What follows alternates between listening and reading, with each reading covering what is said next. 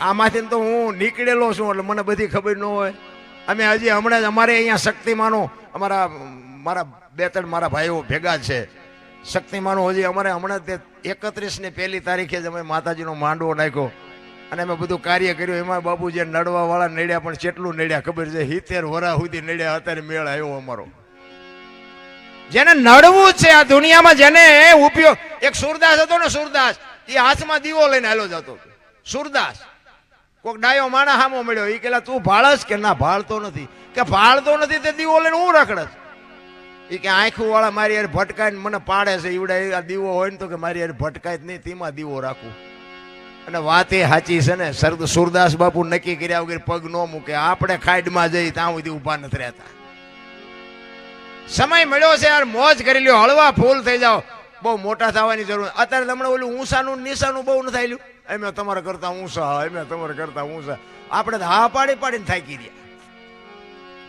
એટલે ઊંસા તો નાળિયેરીના ઝાડવા છે. આપણા ફળિયામાં વાયો હોય ને ત્રીજા ઘરે સાયો દે. ઊંસા કઈ કામમાં નથી આવતા. શું ઊંસા થઈને કામ છે?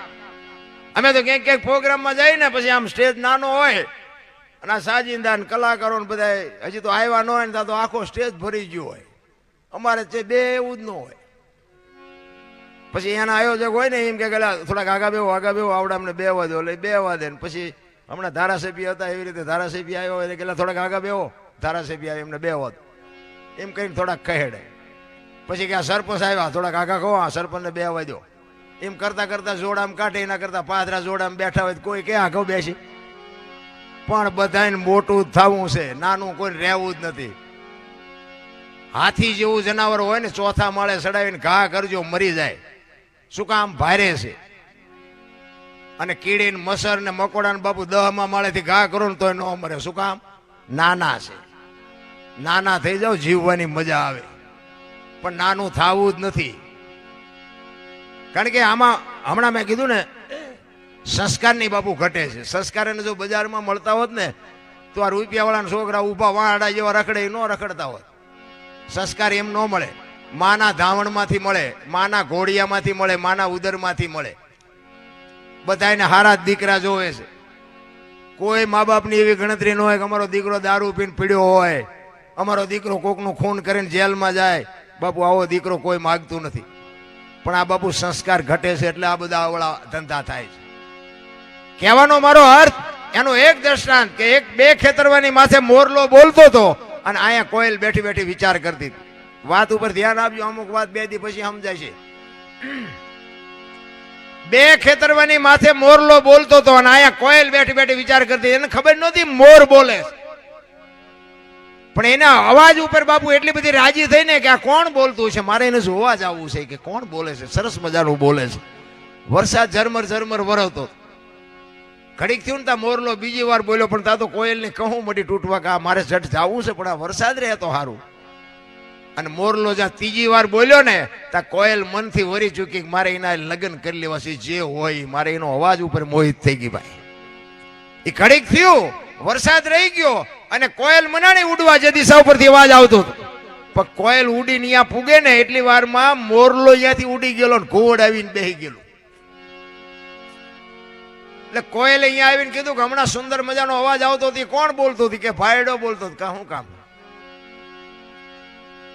એટલે કોયલ બિચારી પાણાની મૂર્તિ જેવી થઈ જાય કે આનું મોઢું જોયું ખાવા નથી મળે એવું, પણ આના ભગવાને કંઠ કેવો, એને ખબર નથી બોલવા વાળો વયો ગયો. એટલે ઓલો પૂછે કે પણ છે હું? એ તો કયો કે બીજું કાંઈ નથી, હું તમને મનથી વરી ચૂકી છું, મારે તમારે લગ્ન કરવાના છે, તમારા અવાજ ઉપર હું મોહિત થઈ. ઓલો કે 2-3 ઠેકાણે નાળિયેર પાછા આવ્યા હતા, રડતું રડતું સામું આવ્યું, કામ થઈ ગયું આપણું. 2 લગ્ન કર્યા ને પછી કોયલ કહે છે કે સ્વામિનાથ મને આ કે લગ્નનો મોહ નથી, મને તો અવાજનો મોહ છે, બોલો તો ખરા. એટલે ખોટા હોય તરત મારે કાઢ લે ને.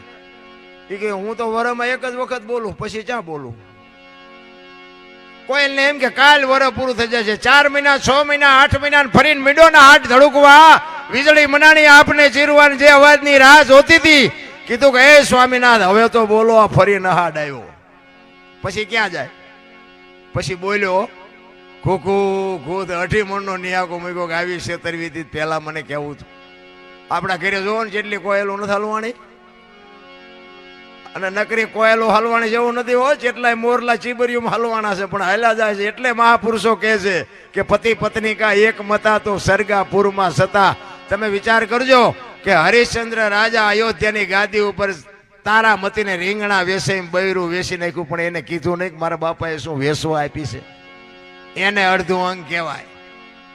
જલાની ઝૂંપડીએ આવ્યો અને કીધું કે મારે બૈરું જોવે છે ને આમ કાંડું પકડીને જલારામ બાપુ વીરબાઈને લઈને આવ્યા.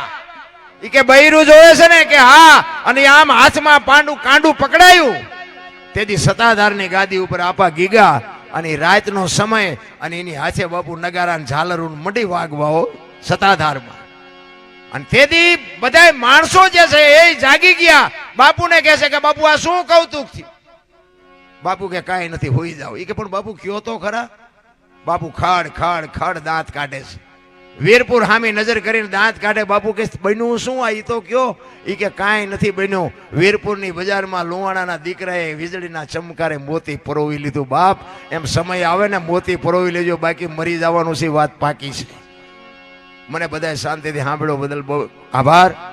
આપણે આમને જે સાંભળવા છે, કારણ કે આમાં મારું છે ને, હું પેલા ગાતો તો મને બોલતા નહોતું બહુ આવડતું. એટલે અમે આમ ગુજરાતમાં ક્યાંક ગયા હતા ને, અહીંયા હું ભજન ગાતો હતો. વારું મારા વીરા રે સંગ નો કરીએ નીચનો, એવું ભજન ગાતો હતો ને. એક ભાઈ પૈસા નાખતા હતા. એટલે મારો ભાઈબંધી ગામનો હતો ને, મારી બાજુમાં બેઠો હતો. એ કે આ હારો કોઈ દી પૈસા નાખે નહીં. અને આ પૈસા કેમ નાખે છે? મેં કીધું ભાઈ બંધ કરવાનું કહેતો હોય આપણે બંધ કરી દઈએ, આપણે કંઈ ગાવાનો શોખ નથી. એ કે ના તમે ગાઓ. વળી પાછો ઘડીક થયું પાછો પૈસા નાખવા આવ્યો. પછી અમે આમ હોલ્ડ પડ્યો ને બહાર ગયા ને, તો એ કે પછી અમે બહાર ગયા ને એટલે અમારી વાય આવ્યો. એટલે અમારો ભાઈબંધ હતો ને, એને કીધું એ કે તું કોઈ દી પૈસા નાખીને કે તું કેમ પૈસા નાખતો હતો? એ કે નાખું તેના દરબાર કે ગાળ્યું દેતા મારા દુશ્મન ને, કે મને મજા આવી. એટલે મેં કીધું હું ક્યાં ગાળ્યું બોલ્યો? હોય ભાઈ, મેં કીધું હું ભજન ગાતો તો ગાળ્યું નથી. એ કે તમે ગાળ્યું બોલતા મને ખબર છે ને. પણ મેં કીધું મેં ક્યાં ગાળ્યું બોલ્યો? એ કે તમે નહોતા ગાતા કે વારું મારા વીરા રે સગનો કોળી નીસનો. મેં સગનો કોળી નીસનો નહીં, સંગનો કરીએ નીસનો જુદા પાડ. મેં કીધું અમારા વાહ તું તોડાવીશ. હવે મેં કીધું આ સમજાય નહીં. મેં કીધું આપણને હળદર ભરે એવા કરે. કીધું થોડું થોડું બોલવાનું શીખો ને, કે ભજન તો મેં કીધું બધું ઉપર થઈને જાય છે. આ સમજાય નહીં કરવાનું શું?